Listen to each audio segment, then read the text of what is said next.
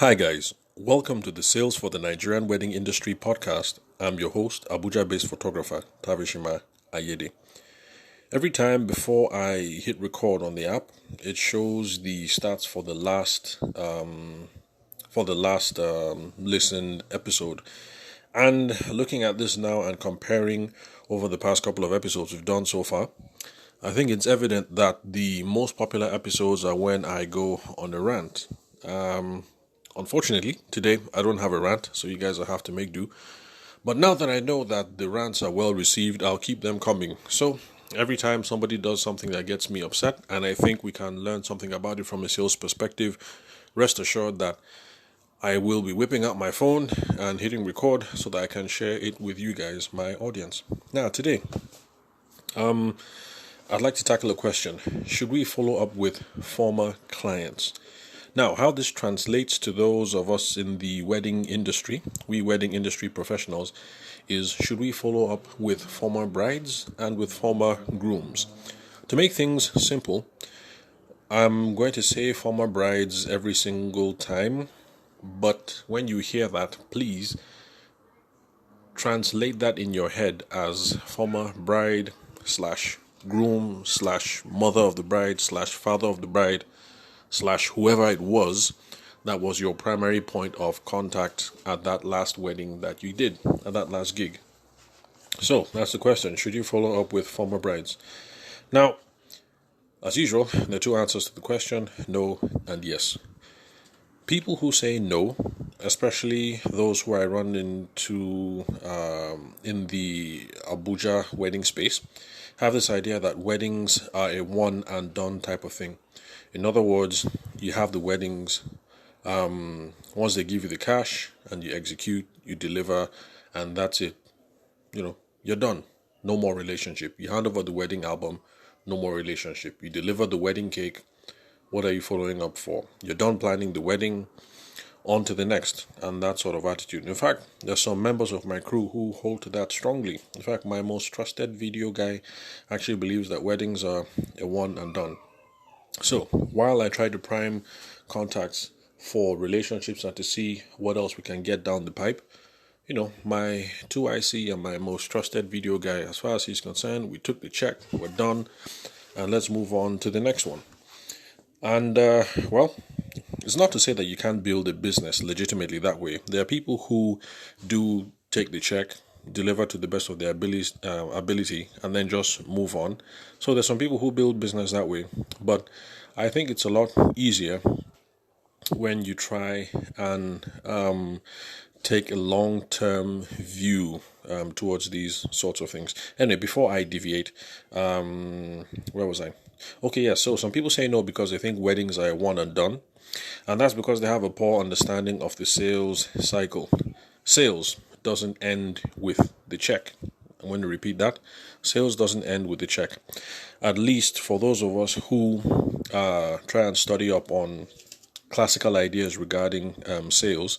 So with the old school salespeople, once you collect the check, that's not the end of the relationship. So the traditional, let's say, insurance sales professional, as far as he's concerned, when they, what's that thing called? When they sign it's not an annuity. I can't remember what it is. Well, anyway, once they sign the contract with you guys for life insurance or fire insurance or whatever it is, that's not the end of the process.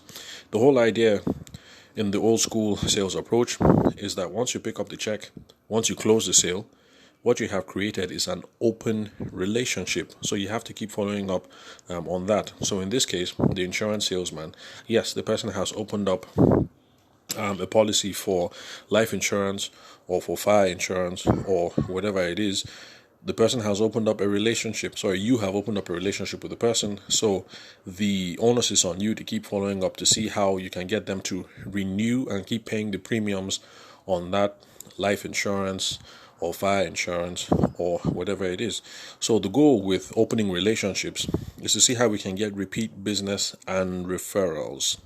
Okay, so in our own case, a lot of people say that weddings are one and done because they don't see the possibility of repeat business from this person.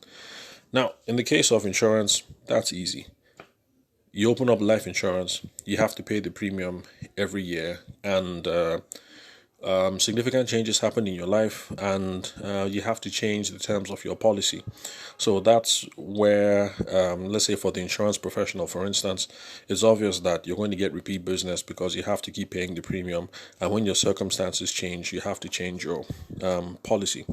So for those of us in the wedding space, we're not necessarily looking towards our brides getting married again. In fact, God forbid, a lot of us hope that when our clients get married, that it's going to be for life. So it's very painful when we show up at the wedding, we do our thing, we take the pictures, you're cool with everyone, and then 4 months later, like in my own case, you run into the lawyer who is a friend of the family, and you're like, how so and so, and they say, oh man, that marriage packed up.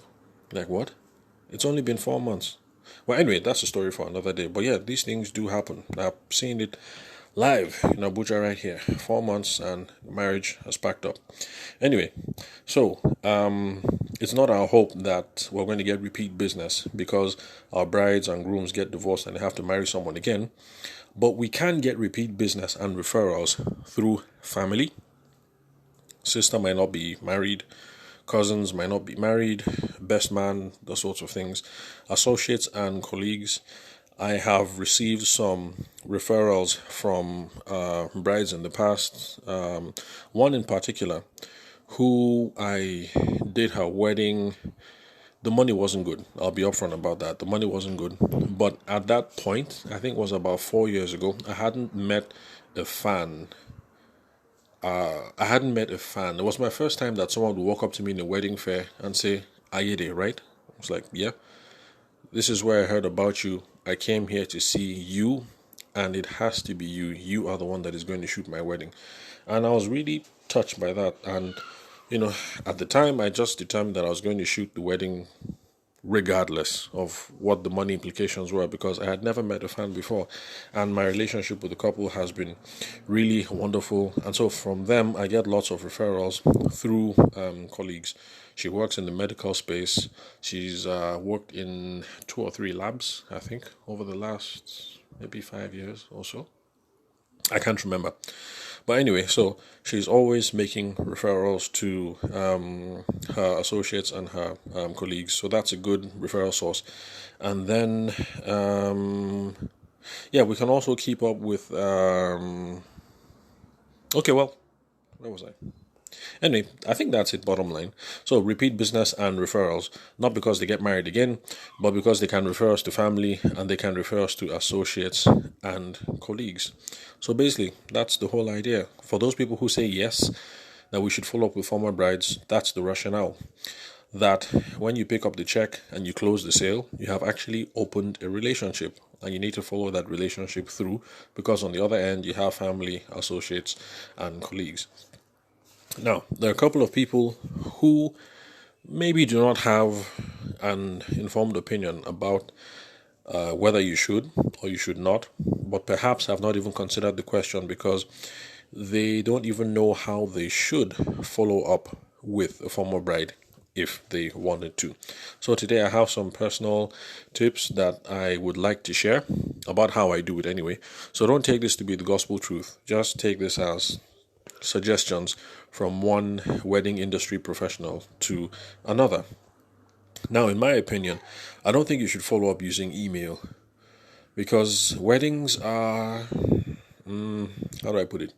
I'd say weddings are personal, and so we get to know quite a bit about the client, at least for those of us who are wedding photographers, because we hang out with the couple a lot, so you get to know Momsy, you get to know Popsy, you get to know sisters, cousins, brother, what else? You get to know lots of people, basically.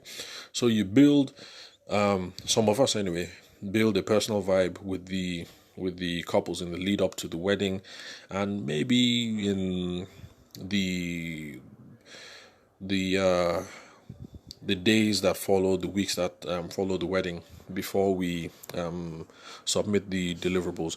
So email, I think that lacks a personal touch. So I don't think email is a good follow-up channel. So I would say you should prioritize calls, No surprise for those of you who've been listening from day one, you know that I'm a calls guy. I think calls are the way to go. So I'll say calls, SMS, WhatsApp, Telegram, DM, in-person visits. The more personal you can make it, the better. So, in my own opinion, stay away from email. Try calls, in-person visits, SMS, WhatsApp, Telegram, Instagram, DM, and I'm not sure what you call LinkedIn direct messages. Well, whatever it is that LinkedIn has, because for some reason, at least now, these things seem more personal, and I think when you've been let into a personal space for your clients, like weddings allow us to do, because from when we handle weddings, we're let into our client's personal space right from the get-go. Well, some of us anyway.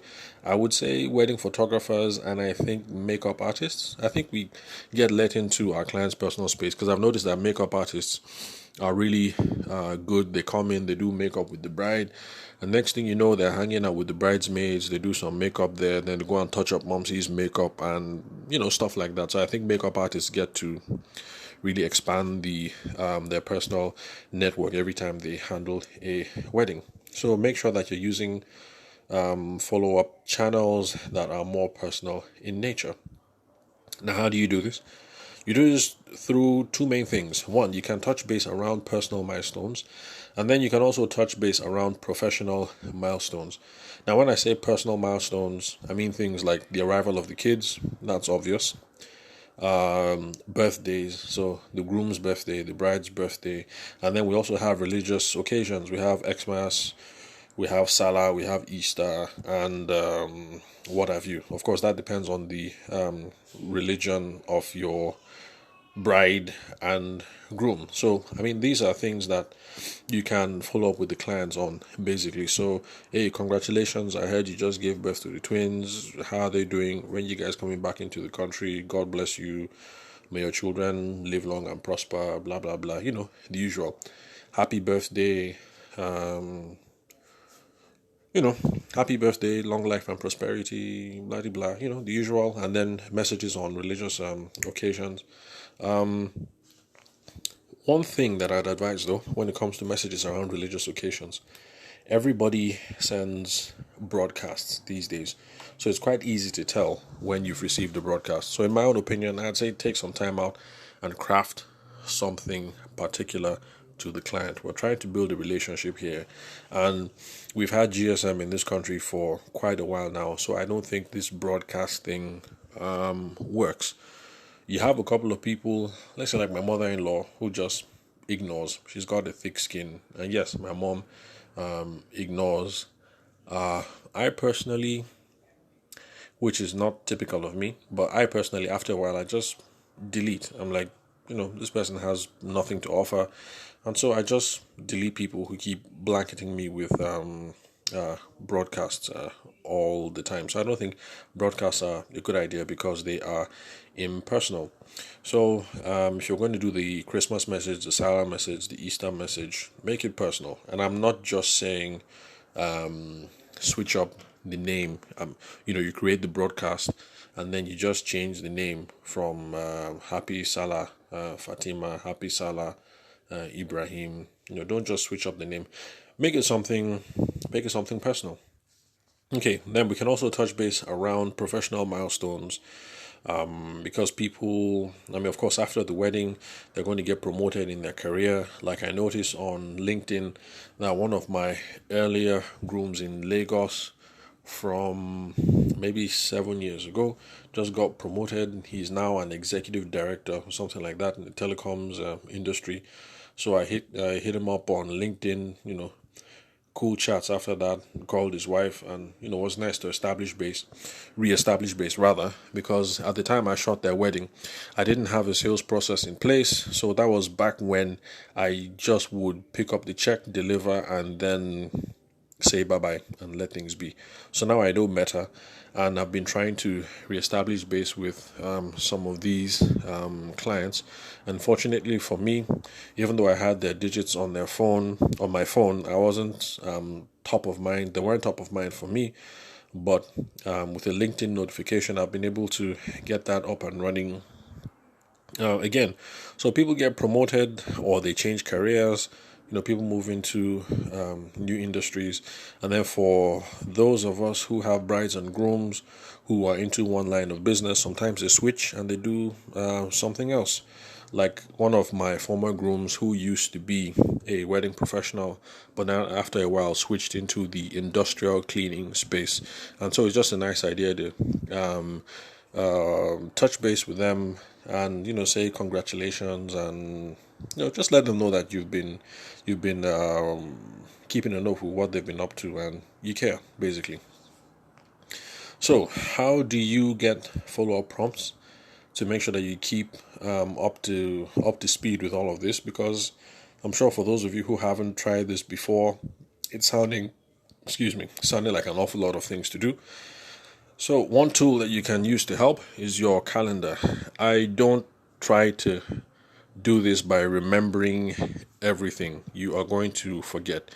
In the beginning, when you've had your first 2 or 3 weddings, of course, you're going to be able to remember a lot. But after a while, there are just too many details to remember. So use your calendar. What I do is I have an app called Evernote. That's where I put in all my client details. I put in all my client details, all the info that I learned about them, and from them through in the lead up to the wedding and after the wedding. It's just a big dump where I throw in everything basically, and I've linked that to my Google Calendar, so I'm able to sync it with my calendar around those key personal milestones, the ones that we already know. Well, first of all, there's their wedding anniversary. Oh, I forgot to mention that. Birthdays, apart from birthdays and religious occasions, wedding anniversary. So, of course, after the wedding, that's the first thing that I sync up, the wedding anniversary. At least in the old days, maybe like 3 or 4 years ago, it would be wedding anniversary. But now I sync up a follow up in the calendar for two to maybe 4 months in, depending on how cool I am with the clients. Because for some people, I really vibe really well with them. So I'm able to call up, no occasion, and just say, hey, what's up? How you guys getting along? Hope you guys are doing good in marriage. Hope you haven't started choking each other out yet.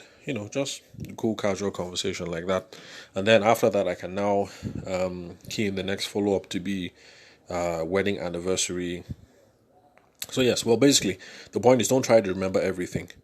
Use your calendar. So whether you're using Google Notes and syncing that to your calendar, or using Evernote and syncing to your calendar, or whatever it is, for those of you who use diaries, yeah, use your diary. But basically, don't try to remember everything, because you're not a computer. You're going to forget, and too many things will fall through the cracks.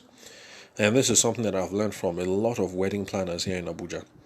I've noticed that wedding planners in Abuja, they always sync up with the client's Instagram. So they do that. I've met some who do that at the negotiation stage, and some people who only do that after you've worked together. But basically, you get on their Instagram, and because of that, they're able to see all the personal milestones that the bride goes through.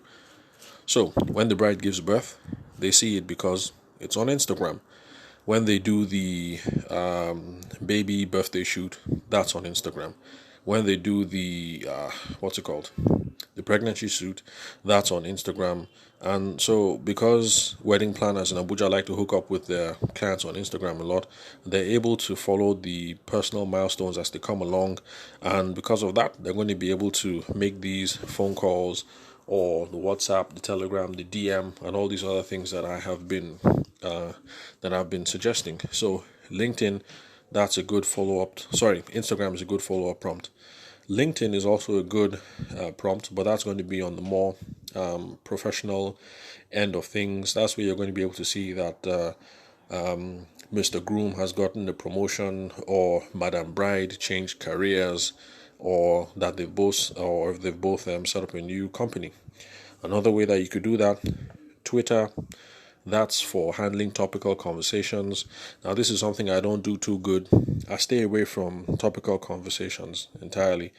So I am not bothered about what's going on with Big Brother or what's going on with Trump or what's going on with Buhari. But I know some wedding planners who don't mind those sorts of things. And if they are a pro Buhari person and the bride is a pro Buhari person, they could get into conversations on Twitter or arguments or whatever. And some people are able to walk that fine line when it comes to these sorts of things, politics, religion, and things that can be polarizing. But I don't think I handle that too well. So I steer clear of those sorts of things. So I don't do the Twitter thing, as in making sure that I have my bride's Twitter handle or my groom's Twitter handle. But maybe it's something I should consider in the future. Anyway, you never know. Nothing in sales is static. So yeah, that's it basically. So yeah. So if you think weddings are one and done, don't bother with following up. But I think that is the wrong way to look at things. After you pick up the check and you close the sale, you've opened a relationship. So follow through. You're going to get some repeat business and referrals. It's not going to be because the bride gets married again, but because there's family, we have associates and colleagues. And how do you follow up? Keep it personal. Stay away from email. Do everything else. Do not do email.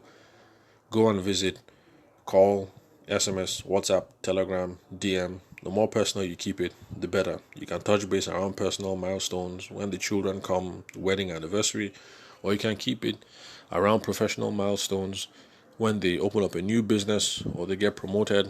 And for follow-up prompts, do not try to remember everything. Make sure that you have a prompt, in my own opinion, preferably something that is tied to your phone. Because if you use diaries are very good, but the thing is, you lose your diary, you forget your diary, and if you have kids, sometimes your children tear out pages from your diary. So have it synced to your phone if you can. I used to be an iPhone person. Right now, I'm a die-hard Android person because no matter what happens to your phone, if you only have 25K, you can go and pick up a cheap Android phone, sync back to your Google, and everything is all there. All your notes, all your appointments, all your records, everything. So, yeah, use your calendar, Instagram, LinkedIn, Twitter. Keep everything mobile if you can. So, that's it for today. Thank you very much, guys, for listening. I'll catch you on the next episode. For those of you who have questions, comments, inquiries, hit me up on email, ayede.taver@gmail.com. So thank you very much, guys, for listening. I'll catch you on the next episode.